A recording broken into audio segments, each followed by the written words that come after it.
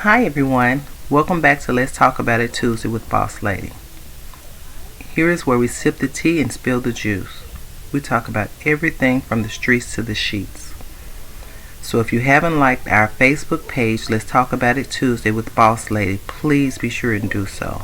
And also subscribe to our YouTube channel, Let's Talk About It Tuesday with Boss Lady. We're still on the subject of the lack of unity in the black community. I know we were supposed to be doing something a little bit different, but I felt like this subject needed a little bit more attention. Not to dredge up old things, but to make us aware and to learn how to change what's going on in our lives today. So, I was sent a message the other day that someone wanted me to listen to on YouTube. I listened to it. I have my thoughts about it, but I'm not going to share them yet because I would love to have your thoughts on them and hear you all's perspectives. So, I'm going to let you listen to something. And please listen all the way through to get a complete understanding before you decide to share your thoughts, because I want to know everyone's thoughts on this. Like I said, I do have my own thoughts, but I don't want to share them yet. I will share them later on once we're actually done with this topic. So let me turn this on. Okay, this is Shavi Zane. Please listen to her message.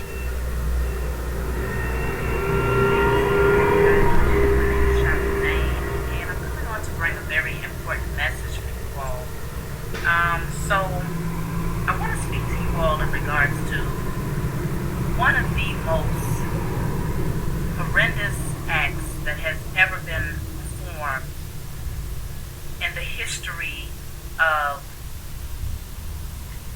as far back as we can remember, as, generations, many generations back, okay?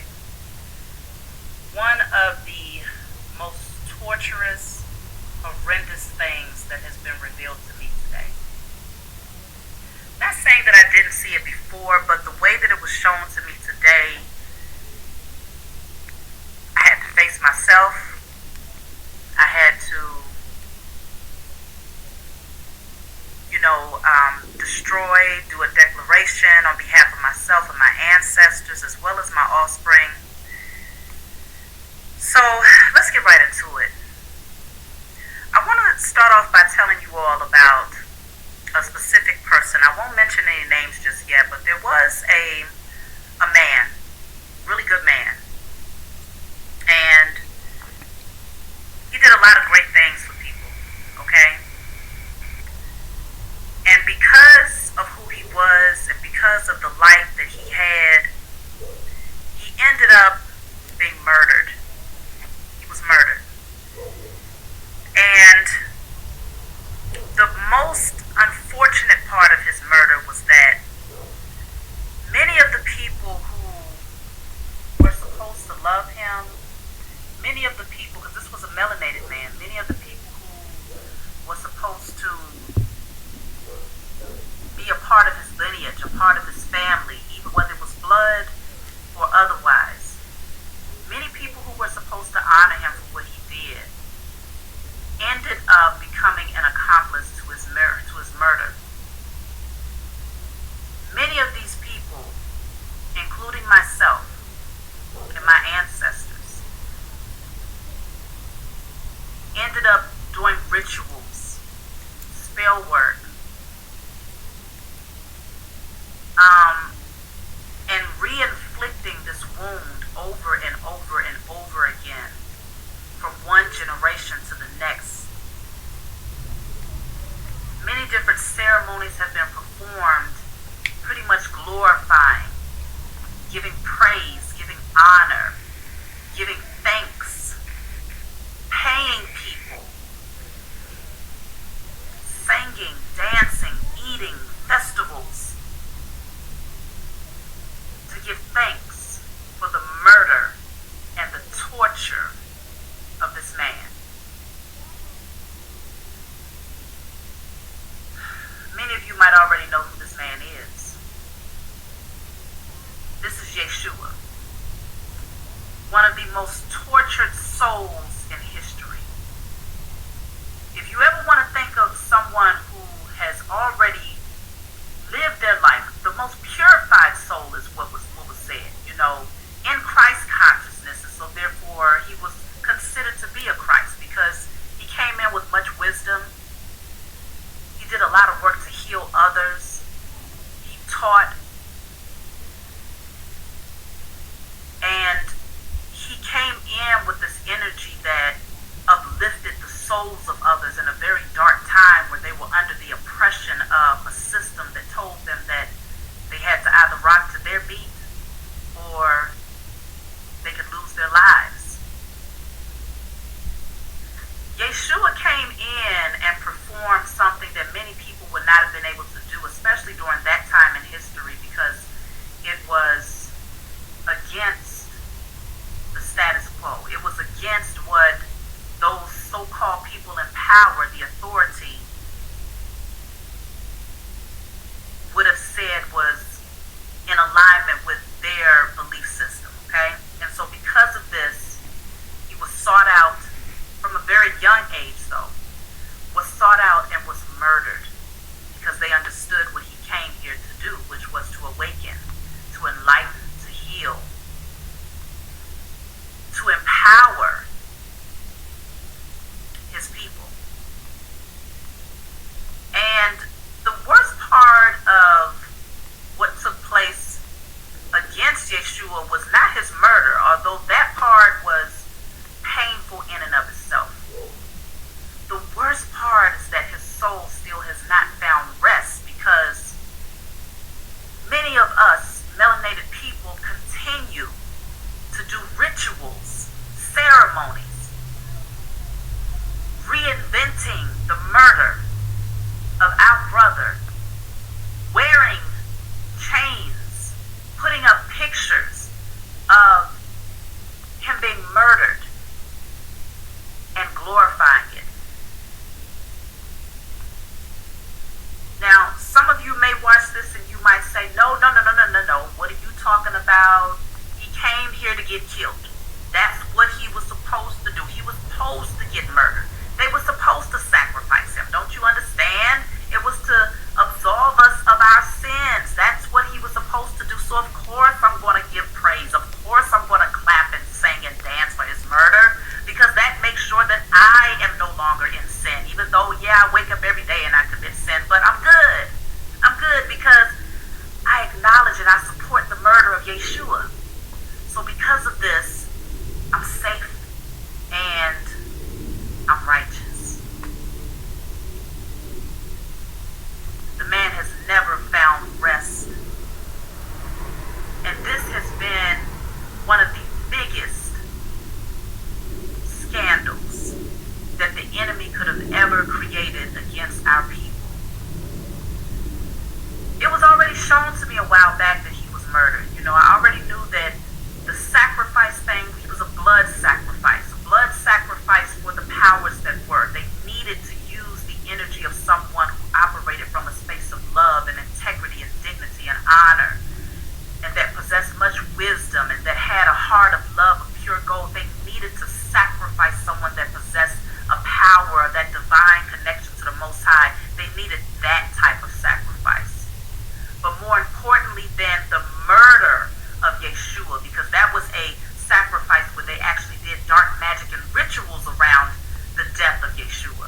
But more importantly, they needed the energy of specifically the melanated community. And the energy goes beyond the permission, first and foremost. They needed your permission to kill and to murder this man. And they've gotten it. Because every Sunday, for some multiple times throughout the week, you go to these churches and you dance and you sing and you cry and you throw money at the pastor's feet because you rejoice about the murder of a man that looked just like you. And then, when you really look at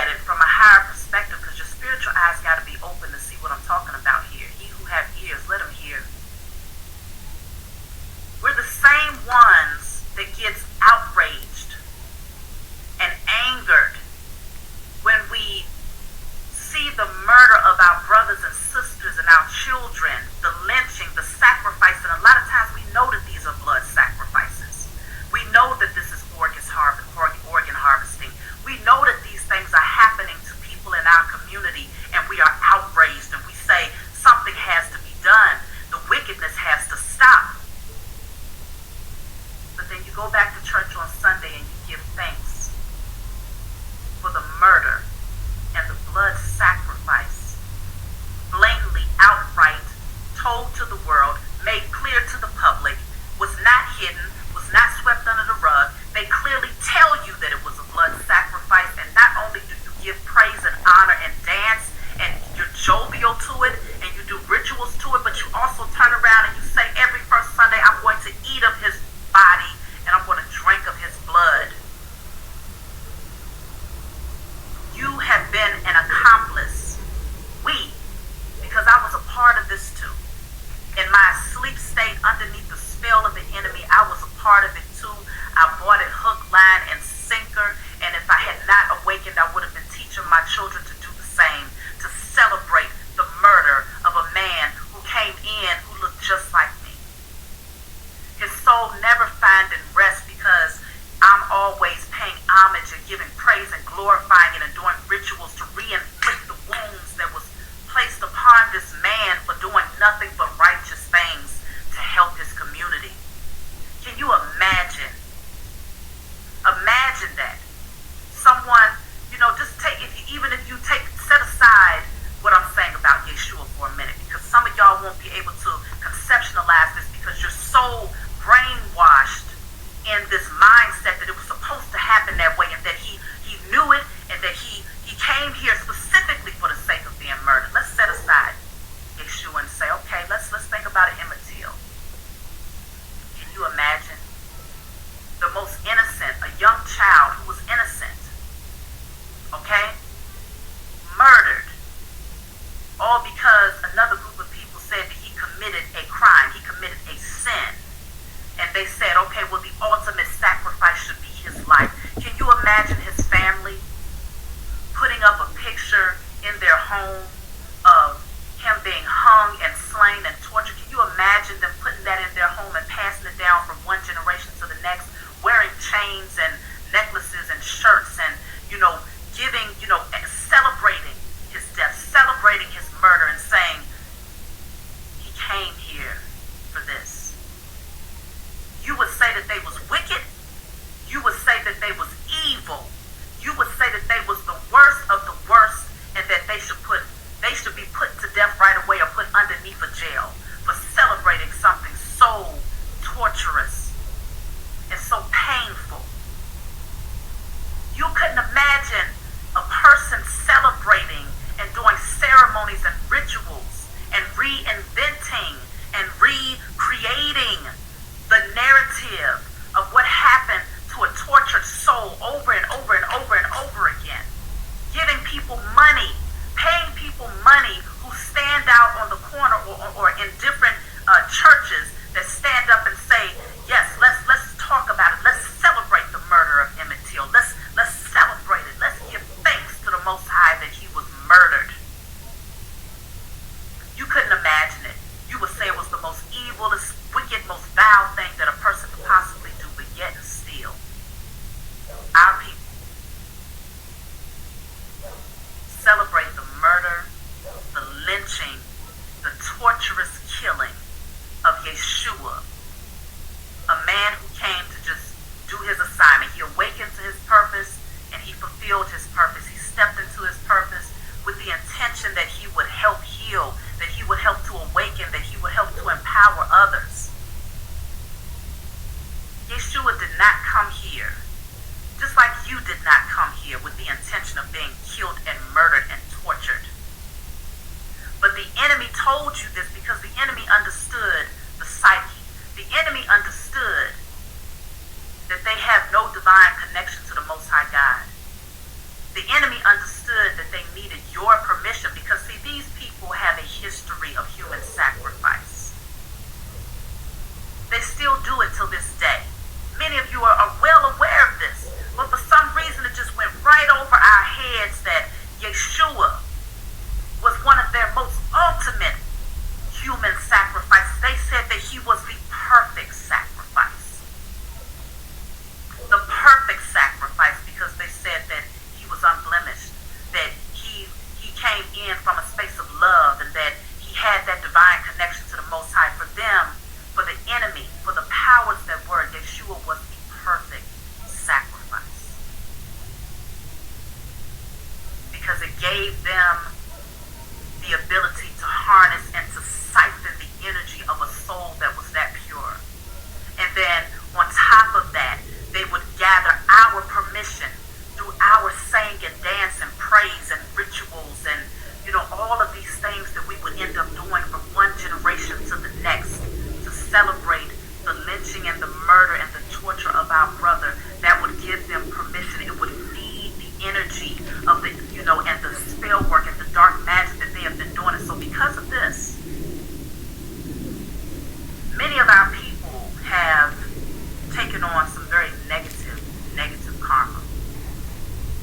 Quite naturally you would, though, because any person who does rituals surrounding the death and the lynching and the murder of someone, you regularly do this, you celebrate it, you dance, you're jovial to it, you eat of their flesh, you drink of their blood, you're doing all types of spell work and dark magic surrounding the torture of a soul.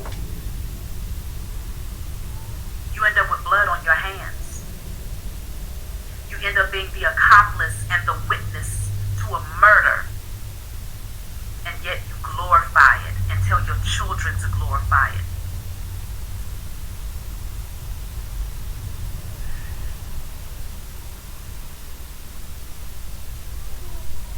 Many of the spell work and the dark magic that has worked against us, I've told you all, it was already shown to me that the curses in Deuteronomy was definitely dark magic and spell work that was done over our people by the enemy, not by the Most High God, but by the enemy, okay?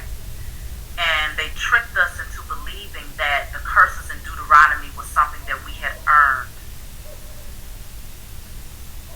Now I'm starting to see why we believed it. Because subconsciously, for generations, our people felt like we deserved it all because we glorified the murder of our own brother.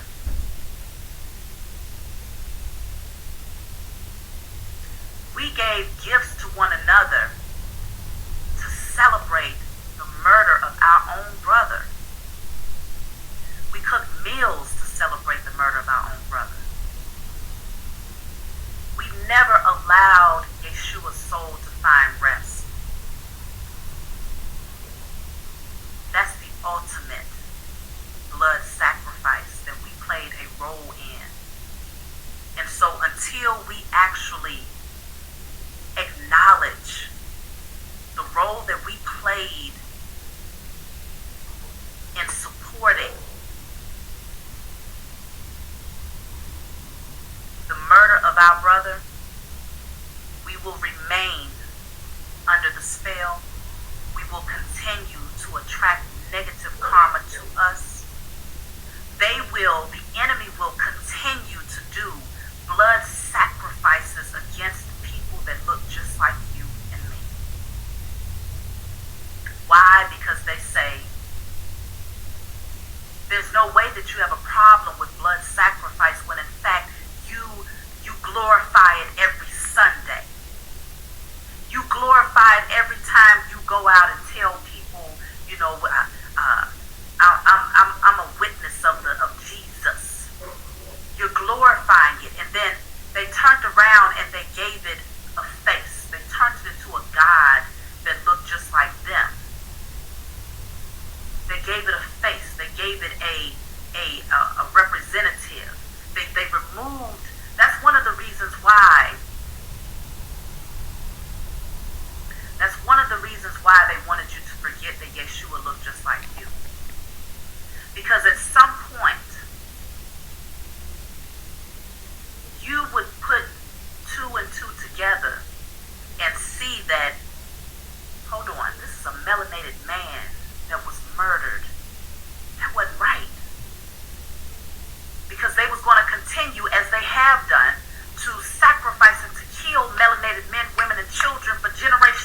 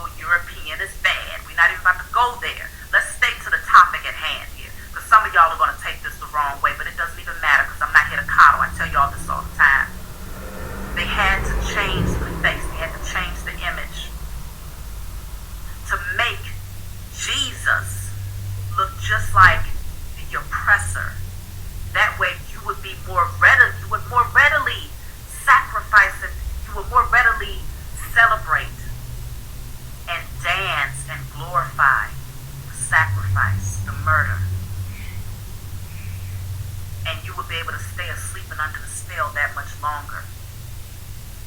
Because somewhere subconsciously you felt like it was right. Oh yes, it's right that he was killed. Because he was a white man, it's right that he was killed and that he was murdered. Because subconsciously you want vindication for your people, for your ancestors, for your lineage who was killed, murdered, and lynched by the European man. This is why they did not allow you to remember that Yeshua was in fact a melanated man. So now the question is, what do we do about this? Before I came on camera, I was guided to first do what I needed to do for myself and my lineage to clear this energy. It's time that we allow Yeshua's soul to finally have rest and to acknowledge what happened to Yeshua. And I strongly feel that by acknowledging what happened and by clearing out that energy of what your part, the role that you and your ancestors played in celebrating his murder, it will then be a direct message in the spiritual realm to the enemy that they can no longer do blood sacrifices to our husbands, our wives, our children, our men and our women, and our melanated community. It will be a direct message, but we have to first fix this in the spiritual realm because too much damage has been done for generations, and so we got to start spiritual. Removing yourself from the church was not enough. And I had to come to recognize that, and it's, I can feel it, I can feel it stirring here because it's like, when you think about it, that's some heavy shit right there. In my awakened state, I would never celebrate the murder and the blood sacrifice of my people. I would never celebrate that. I wouldn't even celebrate the murder and blood sacrifice of someone that did not look like me. So what part of, you just have to know that we have been underneath a heavy, heavy spell to dance, to shout, to celebrate, yes, thank you for dying, thank you for your sacrifice, thank you, giving thanks that this man was killed, glorifying it, and telling our children to get up and dance about it and to shout about it.